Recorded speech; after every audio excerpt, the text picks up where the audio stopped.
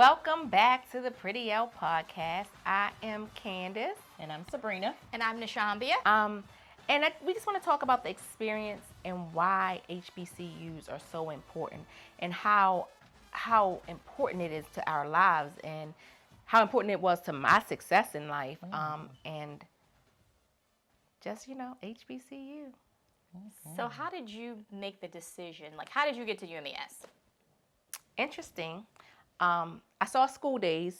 Okay. I was in 7th grade when School Days came out. I guess I'm aging myself. But I saw School Days, and I always knew that I wanted that experience. And I don't even know if I had a concept of a black school versus a PWI. I think... And what is a PWI for our viewers? A predominantly white institution. Okay. I think for us growing up, we had a lot of black teachers. We grew up in a black city. So all we knew was HBCU experience. So I never even considered going to a PWI. Like, that was never even my interest. I knew I wanted the School Days experience, and I visited a HBCU in a large city. And when I got to the city, it just felt it didn't feel warm. Not that the people weren't nice and not that the environment wasn't, black enough for me.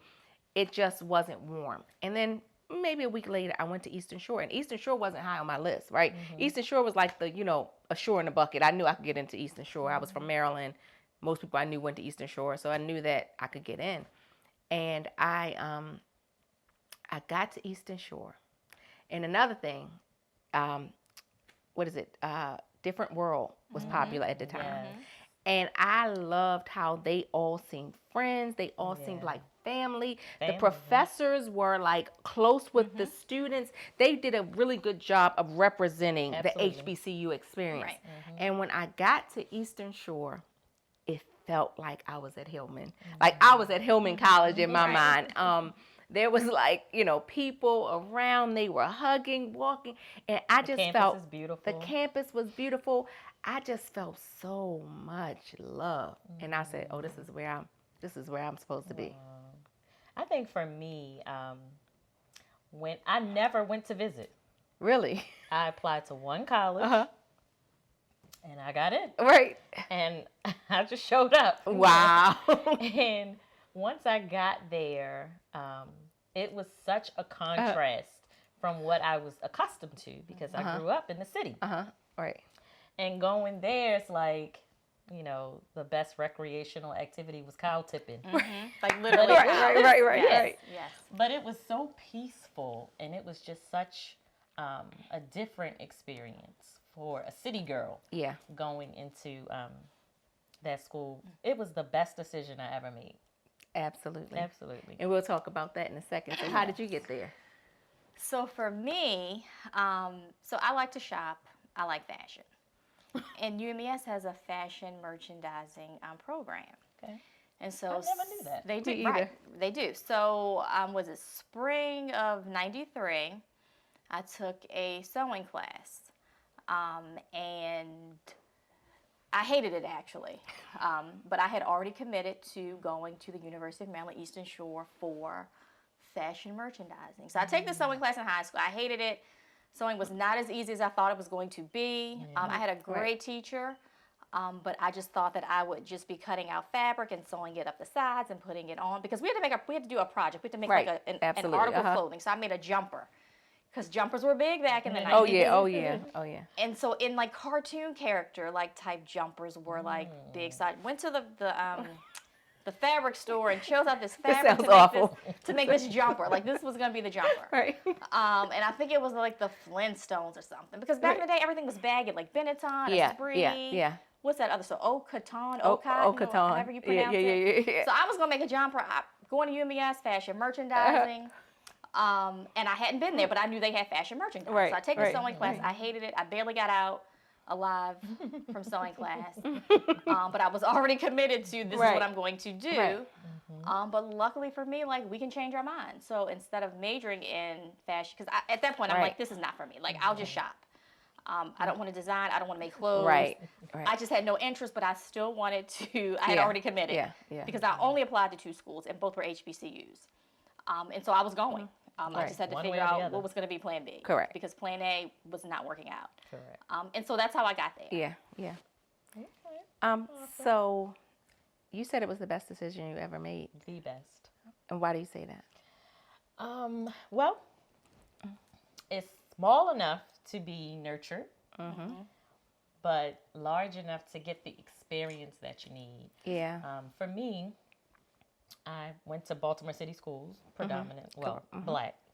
I don't believe I had Yeah. any white teachers until high school. Yeah, absolutely. And so, which was great It was great for us. for Yeah. us coming up because, Yeah. of course, you know, people aren't going to teach you about your history. Right. Yeah. And so I never missed any of that coming Right. up. Right. But when I got into Eastern Shore, it was just, like I said, it's not overwhelmingly large, but it's large enough and it's Yeah. small enough where your instructors know who you are. Yeah. They find you if you don't Yeah. show up. Yeah. It just felt like so much of like a nurturing situation. And then it was just simply fun. Yeah. Yes. It was the best thing We ever. had some good times. Some the really best. good times. We Yes. did. We had some good times. I feel sometimes I feel bad for people that don't go to HBC, black people that don't go to HBCUs. I do too. I do. I mean, I know that everybody has their experience, and you know, you're gonna make the best of your experience. But going to an HBCU is just the best thing ever. And for me, the reason it's the best decision I ever made because when I was young, like I always thought I could do everything. I thought I was good at this. I was good at that. Academically, I did well in math, but I always knew I wanted to be a writer. Like in my soul, I was a writer. And but I went to school for math. I was like, okay, but I was just trying to figure out the way I could work the least. So I was gonna go and be a math professor and work, you know, from the fall to the spring. Okay. But you know, that's a lot of work to put in. And I'll never forget, I was in a calculus 2 class, and the teacher At Eastern Shore. at Eastern Shore, and mind you, I wasn't really 100%. I just majored in math because I was good at math. There was the teacher wrote a problem all around the board, literally starting on this board, here, all 4 boards.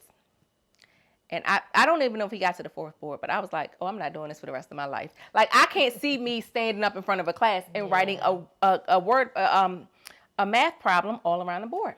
So I walked into the department head's office because I needed the department head to sign off. I decided that moment I'm changing my major to English. I mean, I was probably 18 years old, just you know, sporadic, you know, willy nilly as they say.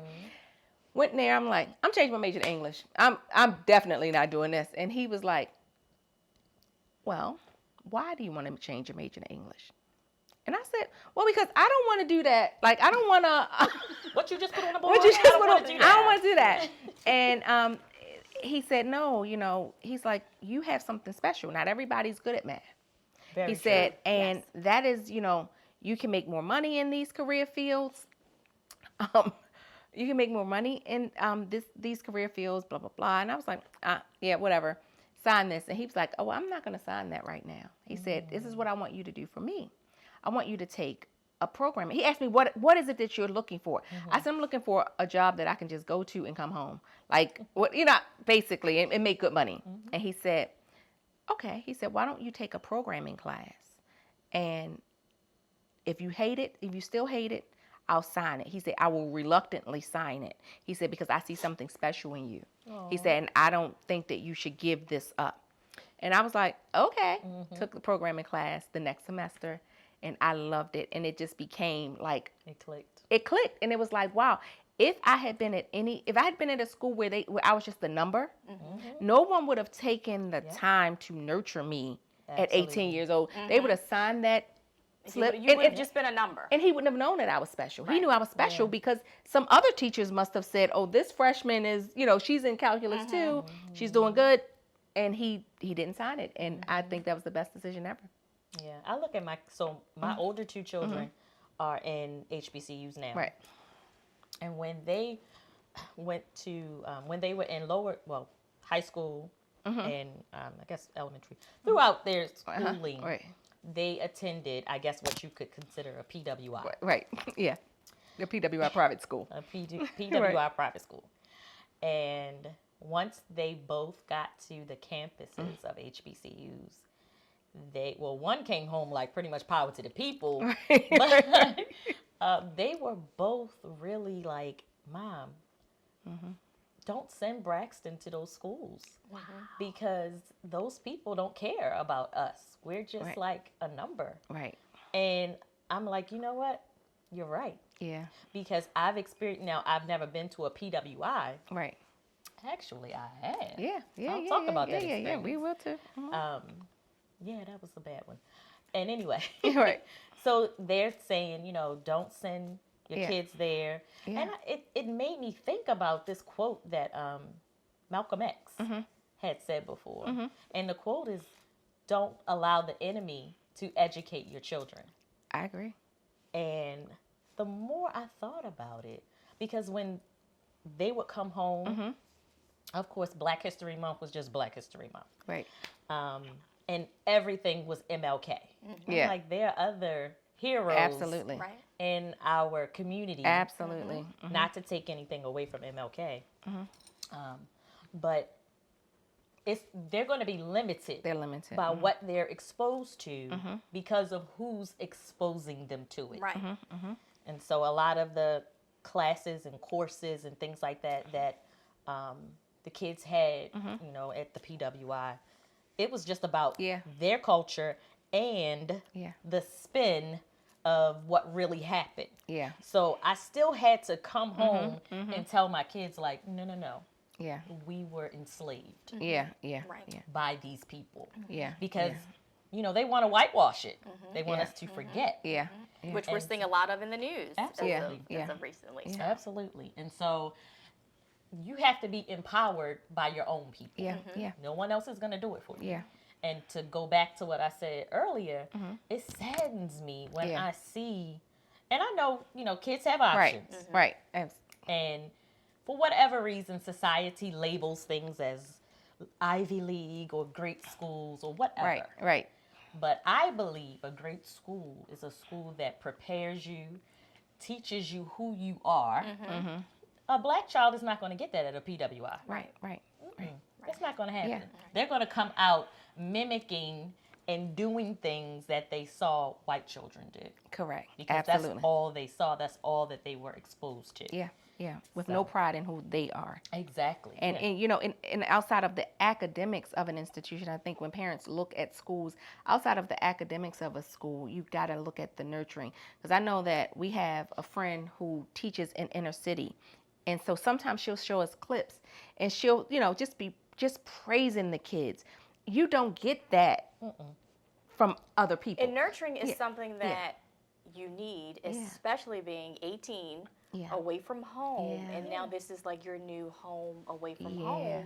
So you need that nurturing that's going to come from the teachers, the staff, the friends you're going to meet. Because we're all in this together. We're all here. We're all in the majority. And I feel like there's a sense of accountability that happens at HBCUs because we're all there rooting for each other to win. Yeah. But you definitely need that nurturing coming into that. That was the first time I had been away from home. Yeah. And I know the first night I'm in my dorm room. I'm next to this stranger. She was sweet, but I didn't know her. Right. And I'm just second guessing, like, oh my God, like, what have I gotten myself into? Right. But thankfully, I think we connected within like that first week Yeah. of being on the campus because we had mutual friends. Yeah. And being from the same city, we knew a lot of the same people, but we weren't friends. So to see that familiar face, we just connected because we're both in this together on this campus, not knowing it. You just need that nurturing that's going to come from people that are in the same camaraderie, the fellowship, and all of that. Yeah, and I think that's another thing. Like, I know when my nieces were looking at schools, I would try to remind them, you are going to be living here. Yes. This is not just, what you read in this, these statistics that you read on this paper are different than being in an environment, day in and day out, and I think that the HBCU experience there is just like, what is the word I'm looking for? Like a, intangible. It's so many intangibles. Like you cannot quantify the value of an HBCU. And I remember another thing that stands out to me. I I don't know if I ever like thought that, we weren't, so we grew up in an environment we were around all Black people, right? We had a certain pride in ourselves, but before I get to that pride, we're going to take a quick break.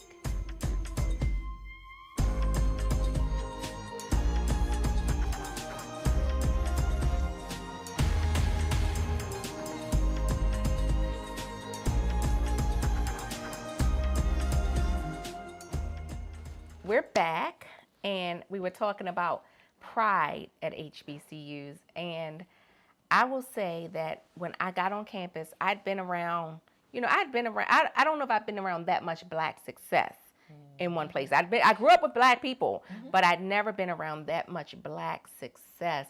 Like this was Dr. this and Dr. that, and even the students, you're like witnessing like overachievers, like they on full scholarships, they have stipends. I'm like, wow, what was I doing in high school? You know what I mean? And I think being around that much success made me want to succeed. Like, I know I never considered going to get a master's degree, but all those things came to me on this campus. And the friends, where the foundation was laid. For the greatness. Absolutely. It just was an amazing experience. And then to top it off, like, we were a family. Like, we literally were a family. And still are. Still are. Yeah. Like, and I remember when I first went to Eastern Shore, when I first decided to go to Eastern Shore, a friend of my father's, she went to Eastern Shore back in the 70s or whatever. And she was mentioning how she knew what other people she went to school kids were doing. And how, like, even though she didn't talk to them all the time, she was in touch with their kids. And like now I feel the same way. I mean, we have social media, but like we went to visit our school. You guys can tell a story. Went to visit our school and went to visit the school because we planned an event for homecoming. And while we were there, we saw our classmates' kids. They're incoming freshmen.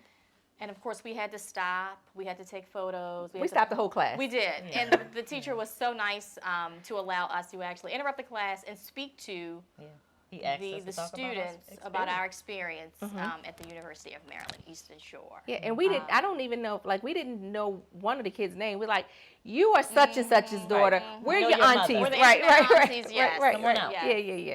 Yeah. And we also bless them because that's what is important. Absolutely. Giving back. Yes. Absolutely. Not that they needed anything, but when you're in a family, absolutely, that's you what take care of each other. Right. Which I always feel like, and not to shade, no shade, but sometimes I can sense like when a person has been a graduate of a PWI versus the HBCU. This is true. So what is it that you pick up on? When I see Black people that went to white schools, it's almost like they compete. It's a competition. Versus we're rooting. Right, we're all in this together. We're rooting for people, but they compete because they're put into those environments where you sink or swim. Yeah, you sink where or swim. we were put into an environment where you're not going to sink. Right. Because you have all we're going to uplift each other. Right. Absolutely. With the common goal of uplifting. Yeah. And it's just something that I noticed, like, wow, you know, you can really, like, if you sit and spend time with people, you can really tell, like. Yeah, and do you feel like they think they're better than other Blacks that went to HBCUs? And I don't think it's that. Generalization, but yeah, right? I don't think it's it's a better than, but it's definitely me against them. You know what I mean? It's not. It's not the same vibe that you get from like going to an HBCU. Right. HBCU is empowering. It's, right. And I just don't get that from certain people. Right. I agree. So in the tech field, there, not a lot of, Black people just walking through the halls, right? And the ones who went to HBCUs, as like, sometimes some of my white coworkers will say, do you know everybody? I'm like, no, I don't know everybody. It's just a connection. We just look at each other and it's like, hey, you know what I'm saying? It's this hey. And not to say that I haven't had that with people who went to PWIs, but I can say 10 out of 10. People who went to HBCUs, if they see you in a hall in a predominantly white environment, it's like you're gonna get the nod. you're gonna get to know, hey girl, Right. you know, Acknowledgement. Right. But people who didn't, I think they just almost They're programmed to not. or not even see you. It's not you don't. We see each other, and I just don't think that they see each other. See Well, you. they and, didn't experience yeah, what we right. experienced. Correct. And so that's why I was really like trying to make sure my kids had the HBCU experience. Because again, the PWI that they attended, you know, the college counselor is constantly pushing other schools and opportunities into their face. Yeah. But I'm like, no, you need this nurturing. Yeah. You need it. These are critical years for you. And going there doesn't just mean fun, but it's shaping you. Right. It's shaping Like you. I received so much from my HBCU experience. Right. And it's so crazy. My aunt, her name was Victoria. She was the reason why I went to Eastern Shore, and I just applied to the one school. Right. Well, she was an AKA, Right. and she joined at Eastern Shore. Right. Oh, wow. And her father owned like the liquor store down there, but whatever. Right. That's a different story. That's a different topic. And they were very well connected in that community. And my cousin, which is her son, Victoria's son, he calls me the other day and he's like, "Cuz you'll never believe what just happened to me." And when I go to his house, I'll see a car there with the sorority tag. You know, we're everywhere, so it's no big deal. He says, "I'm outside with my granddaughter, and this lady comes up to me, and they're talking, and she mentioned something about UMES." And he's like, "Oh, my mom went there." Long story short, it was his mother's line sister. Wow. Oh, wow. And his mother has passed on. Right. Yeah. But, you know, things like that. And I'm not saying that that can't happen other places. Right. But I told him, I said, the one thing about us, now that she knows Yeah. who you came from, Right. she's going to always look out for you. Right. And Absolutely. they live on top of my cousin. They live in an apartment. So they live like on top. I said, she's going to always look out for you. Yeah. She's going to always look out for your kids. Yeah. Now she knows she's going to look out for your Right. car. She becomes the auntie. Right. Right. It's like a different bond It is. that happens. It is. And Because you're taught how to build those relationships and those friendships. So you form the basis of how you, I mean, that dictates how you go through life and forming relationships with other folks. And you learn that is the basis you can learn it anywhere, but we learned it at an HBCU. I mean, I just really think that for Black kids, Yeah. it's critical. Right. And Very. so what would you say to the parent? I know that I have talked to different parents, and because the experience is so intangible, I can't really, when they start, doing the check marks, right? Oh, well, they don't have this major, or they don't have that, or they don't have this. I would say, like, it's deeper. Like, all I can say is it's deeper. It's self-esteem building. Right. It's like, more than just the academics and the major. There's so many lessons, so many gems that you will get from going to an HBCU. The relationships that you will form, that you will have Lasting. lifetime. Yeah. Lasting. Like the brotherhoods and sisterhoods, and like and not even necessarily in a sorority or fraternity. There is a brotherhood and sisterhood that is there. Absolutely. And it's even within, like, at our school especially, the sororities and the fraternities, we're all brothers and sisters. Like, we all really genuinely love each other. So and we're almost 50. right. And when we get together, like when we got together the other day, we're still like we become 18 again, and You're home away from home. Like that's why they call it homecoming. It's literally the place you spend. It's just a family reunion. Right. And so, people 4 years of call your life. Nashambi's nickname is Sham. So, and I'm Candy, and this is Beanie. Like when they see us at homecoming, it's like the dopest The Family best And Yeah, what's family funny ever. is that we're all friends on social media. Yeah. But it's nothing like having that in-person connection and interaction Yeah. with the same people you may have just liked their photo. Like Yeah. when we get together, we're taking that stroll down memory lane. We're Yeah. staying up late. Yeah. We're eating what we want, knowing we're going to pay for it the next day. But it's just like everything is just like there's no holds barred. And we have all for these homecoming. stories. Remember that time we did my this, God, yeah. and remember that time we did that, and it's just like so Endless. funny. Even making the trip there, it's about 2 hours from where we live. So even making that road trip there is nostalgic. Yeah. Absolutely. I remember having my first car accident coming home Thanksgiving break. Right. And actually, my best friend was driving my Right. car, which was a no-no, and we were rear-ended. And so every time we passed Dutchman's Lane, there's Right. always a story about how we Right. had this car accident, how I never told my parents that, hey, I wasn't really driving Right. the car. I guess they know now. Yeah, well, they're not on social media. Right. So Okay. well, my father Oh, is. your father is. Sometimes. So they will soon find out. Yeah. Right. But just so many good, fun moments. Yeah. And we just learned a lot about like who we as a are. people. Right. Yeah. Where we come from. Right. Yeah.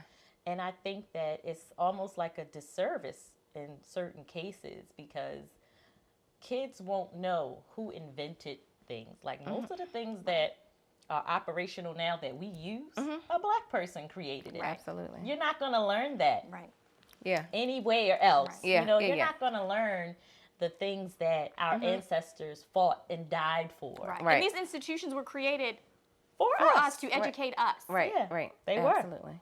And so why wouldn't we want to go back Well, I and think give that back a part and of it is support? the lack of funding Yeah. that HBCUs give.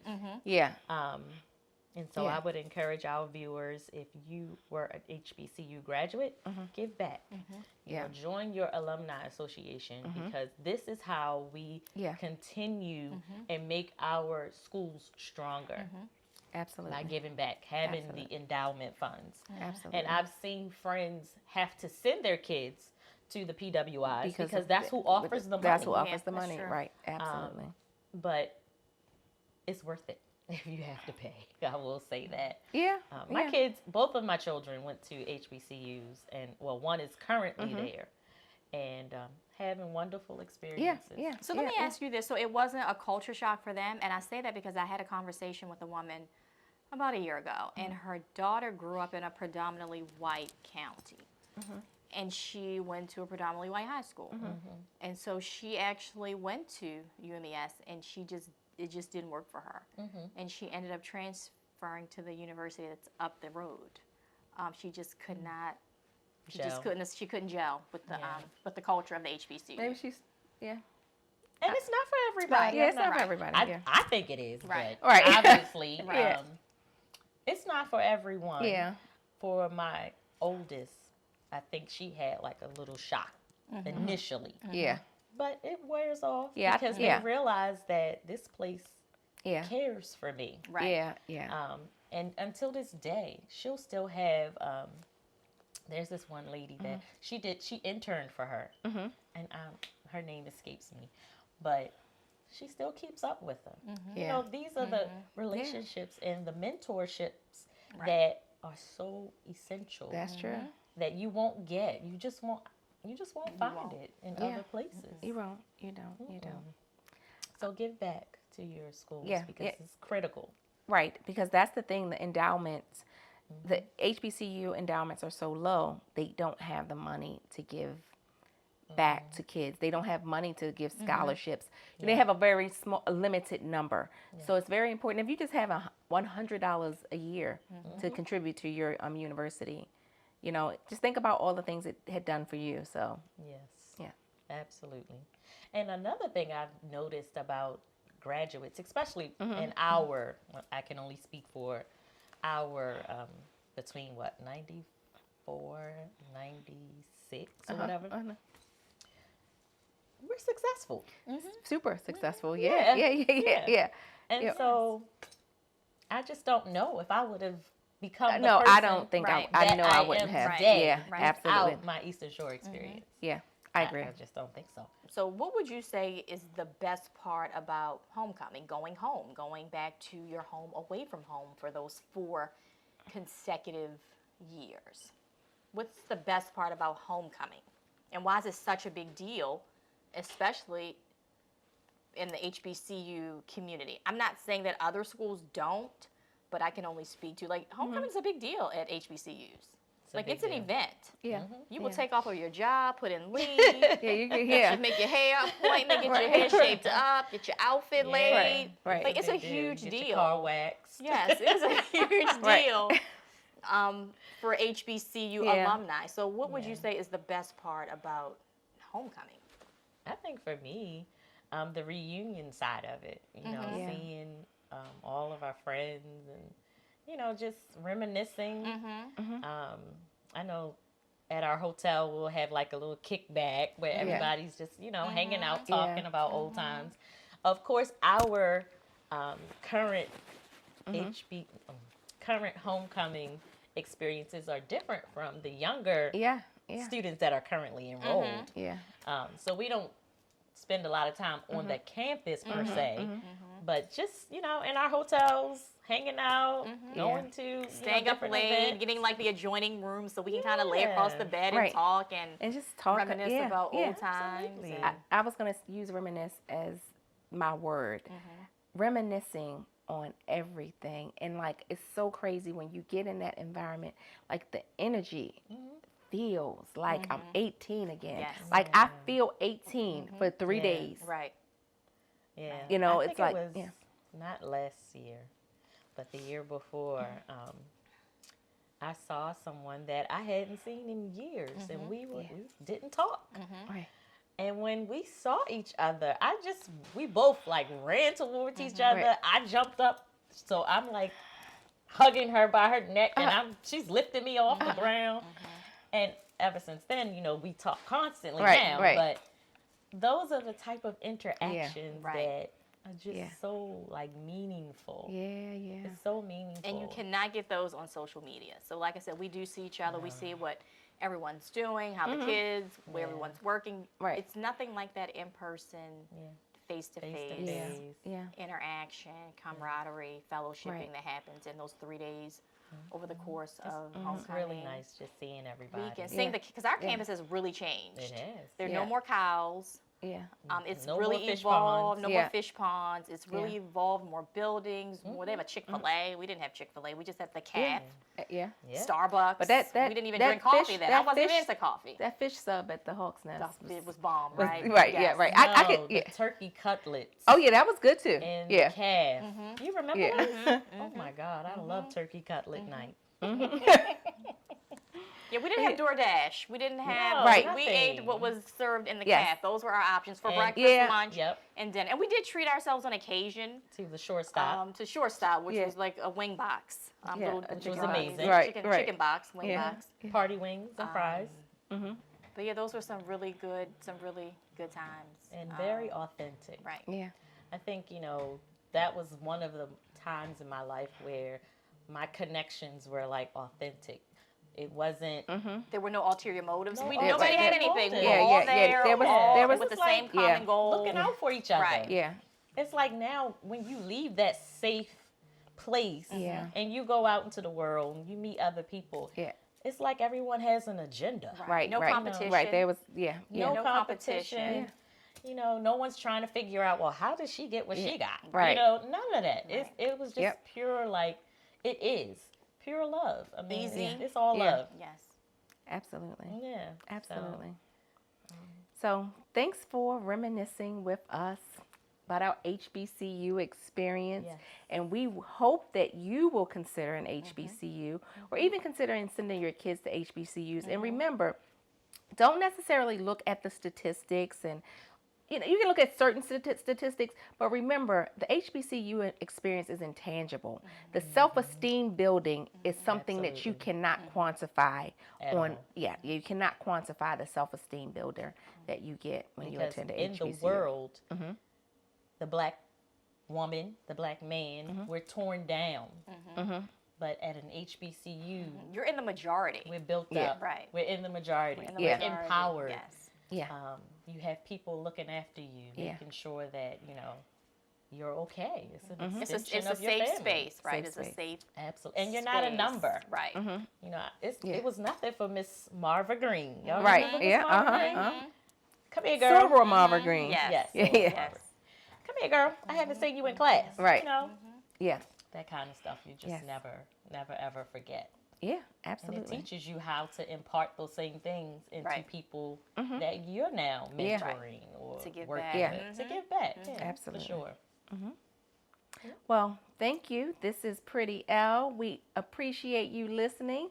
Like and subscribe, and we are sure to link. bring you more Yes. content on life, love, and luxury. Until next time.